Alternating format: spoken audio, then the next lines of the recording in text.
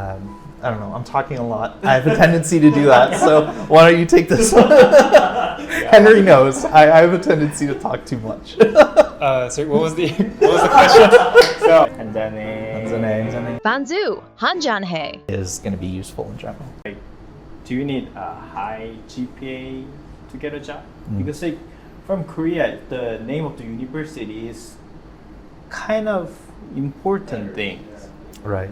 than major, like like Sky yeah. is So what like You know Sky, right? Is it a Sky, university? Like Seoul National University, Okay. Korea National Korea University, and Yonsei University, which is the top 3 Okay. in Korea. Okay. It's like Ivy League. Right. Yeah. That's Is- interesting. Is it same in Canada or Vancouver? I don't think so. no, honestly. I don't think so. I've never been asked my grades. When I had no work experience and I was applying to jobs straight out of school, I would include my grades. No one ever asked me about it in an interview. So they don't like ask to give your like how to say Transcript? Transcript? No. Yeah. Oh. I think it came up once with a specific internship that I applied to through my university. It was part of the paperwork, but when I did the interview, they didn't ask about it. So I'm not even sure if they looked at it. But honestly, I would say that's a very big difference, I think, between the United States and Canada. In the US, you have some Ivy League schools that are very prestigious. They have a great reputation. Here in Canada, you might have universities that have specific programs with good reputations. For example, I know that Guelph, they have a great veterinary college. It's very specific, but if you want a great veterinary college with good, work experiences and stuff like that, they have a reputation for that. So it's more specific by major rather than the name of the university itself. Like Osgood Law School has a good reputation. So has it always been like this, or is it like changed from the past? Because in Korea we also do the blind 채용 hiring recruiting. So they right now some big company don't ask about where you from, what, Okay. but But they still ask about still GPA. for me also Okay. I printed my transcript and gave to the company that I apply that I studied hard to prove that I studied hard. Okay. Yeah, I don't think there was a shift, at least not in the last 10 years that I've been in the workforce. What I did notice was that within engineering, there's a reputation for students that went to UBC versus BCIT. And so people, at least the company that I worked at, they thought that students that graduated from UBC or co-op students from UBC are kind of spoon-fed a lot of the things, so they don't know how to do a lot of the hands-on actual work, practical work.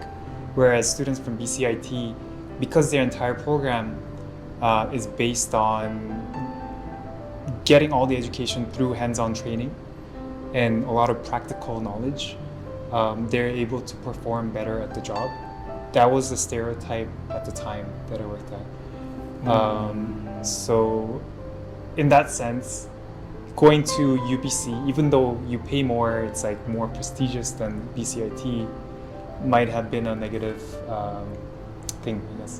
Then how you guys show you're good at something in interview?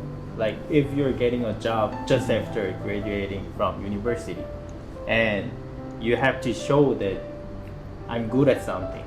So how you guys show that? Because I think the asking GPA score is in Korea is, I think that's about, we don't know why you guys doing. It's also explaining like you're good at your major, but also it's the way that you can express that you have been very disciplined Right.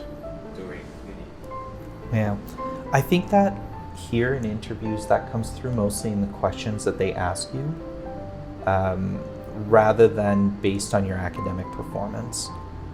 I've been asked a lot of questions like, tell me about a time when you were faced with a difficult problem and how you overcame it. Or they'll ask you very specific questions. Like I worked in IT at the bank for a while. They would ask you specific questions about the tools you would be using and what work experience you've had with those tools. So in general, it's going to be based more along that. If you apply to a job, say in IT, and you're going to be using a suite of software, they'll ask you for, they know you don't have work experience, so they'll ask you, have you learned it? Have you used it for projects? Are you familiar with these aspects of the tool that are going to be relevant to your job? So it tends to come across more in the questions they ask rather than looking at a transcript. So like in here, I don't know if you guys also have been taking any certificates or exams or anything. Yeah, that's certainly come up for me. I don't know about you. I've pursued different certifications that were super relevant to the career path that I eventually decided to pursue. So once I started to realize the things I was good at work, I started to extend myself beyond the specifics of what I did in university and started to obtain specialized certifications that were directly relevant to what I wanted to do as a long-term career. Those certifications are not necessarily things that you get a grade on. They're just you have it or you don't. So I started to get those through work, and the list kind of slowly grows. Some of them I pursued on my own outside of work and some within my job itself, and it just started to fill out that curriculum. I think things like that are going to be very common, and then also in certain fields, things like that GitHub profile, building a portfolio that shows what you've done within your work field is going to be really important. And that definitely reflects more than your academics, especially as time goes on. You know, the further I get from my graduation date, the less that takes up on my CV itself. You know, now it's all about my work experience, and there's really just like one line. Exactly, one line. Yeah. You know, I went here these dates and got this degree. Yeah. It really is just like one sentence, and then everything else is about work and my certificates. Some jobs also want to know about your personal hobbies outside of work. That's something that comes up a lot in interviews. You know, what are you passionate about outside of your job? What kind of hobbies do you have? That's not necessarily going to be a big determinant on whether or not you get the job. But it often comes up, and I think a big part of the reason why is to get that icebreaker in the interview. It gives you something to talk about that helps relax the candidate.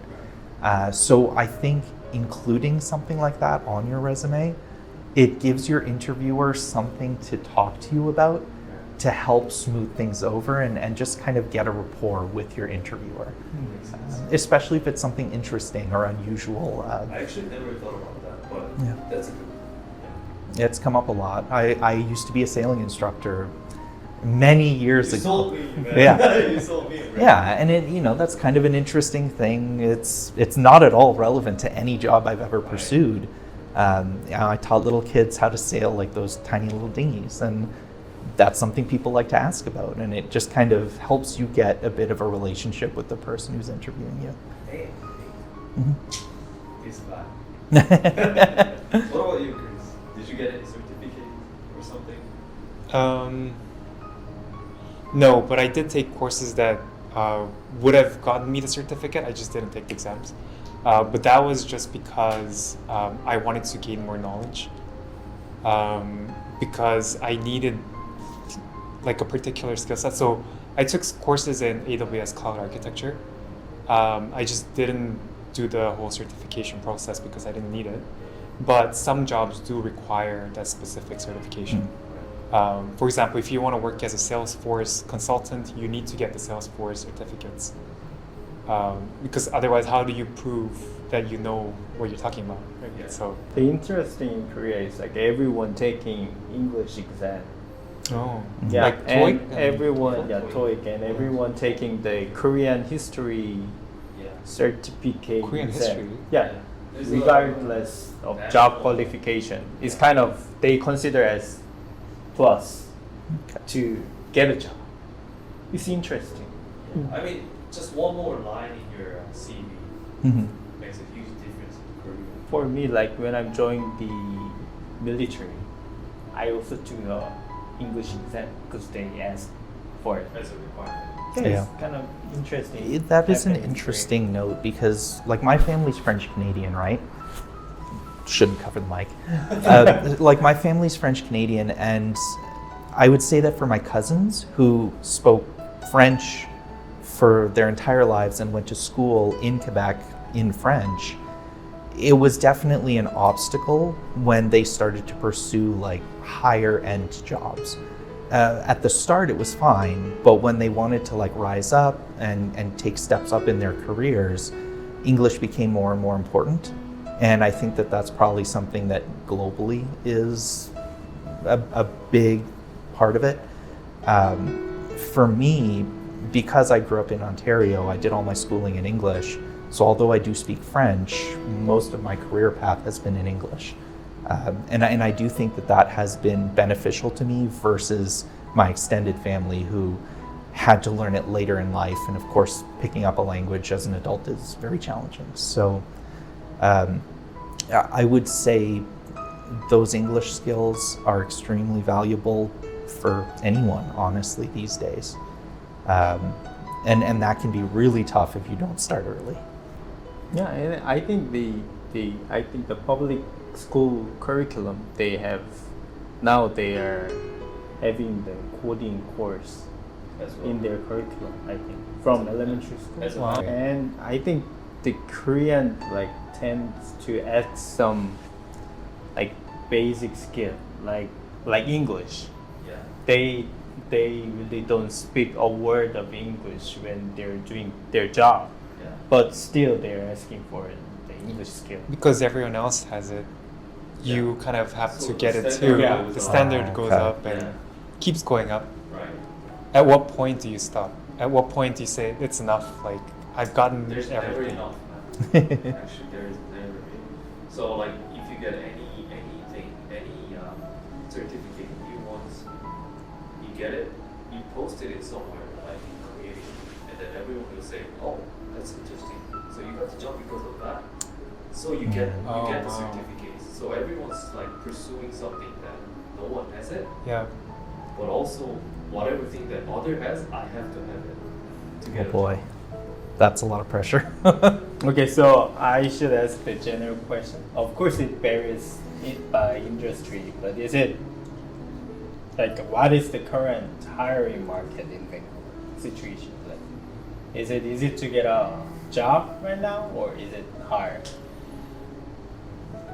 Go ahead. Damn, I wanted you to go. I've heard that it's challenging. It would definitely depend on the industry. I think some are in better shape than others, but I have heard that it's challenging right now. What do you think? So I think the tech industry is very much candidate driven, meaning there are a lot of job openings. Partly because there's a lot of brain drain into the States. People that graduate from here, they tend to go towards the south to Silicon Valley or even Seattle because the wage is at least 50% to 100% higher compared to here. So because of that, there are a lot of jobs that are open for the companies that are locally based here. But there are also companies, big companies like Amazon, even Google, I think, Apple, they have offices here. They're hiring, obviously. Compared to the pandemic, I would say the rate has gone down. But if you look at the bigger picture over the last 3-4 years, tech sector has been the highest growing market in North America within Vancouver. Yeah, I think pharmaceutical industry is not doing well right now. So You're not talking about yeah, exactly. So then, what media like should I use to apply for a job? Like LinkedIn. How about the Yeah, other platform? Indeed is a big one. I think a lot of it would be like industry dependent. Indeed is a good one for just kind of general job opportunities across the board. There's also government jobs. The federal and provincial government have job boards with lots and lots of jobs on them. Some of those are very, very specific. Others are very general. But in general, the government hires a lot of people. So there's usually a lot of random jobs on there. So it tends to be a good place to look if you're just looking for anything or to get your foot in the door, if that's the kind of you want to pursue government jobs. There's also the Canada and BC top 100 employers. They post those a lot. You can usually skim that to see the industry that you want to pursue as a career, but they tend to be very large employers that offer maybe above average salaries or benefits.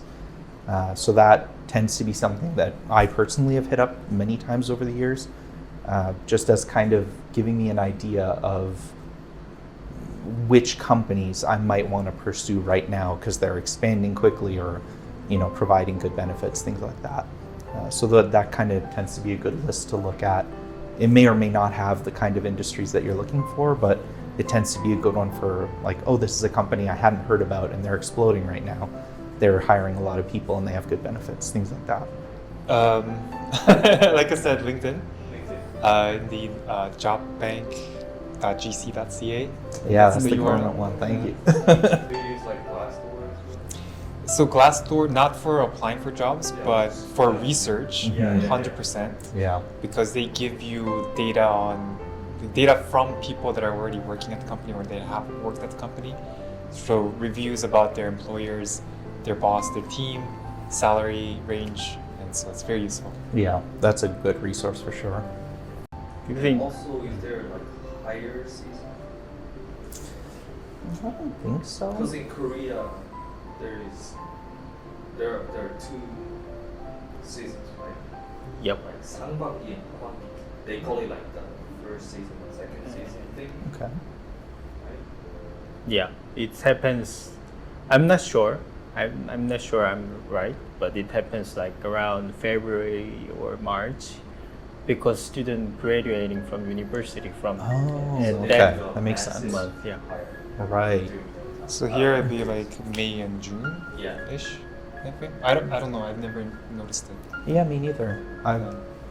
I would say that doesn't seem like something that's very big here. I've certainly never noticed it. So maybe it's like live, like whenever they want. Yeah. Yeah. Someone from another country has a really good experience, but this person worried about the English, like the English barrier. So apply for the, how to say, The junior position. junior. It's interesting. Yeah. You go first because Okay. you have an interesting. Is it okay to apply for the junior job with the high qualification? So there is such thing as overqualification. Right.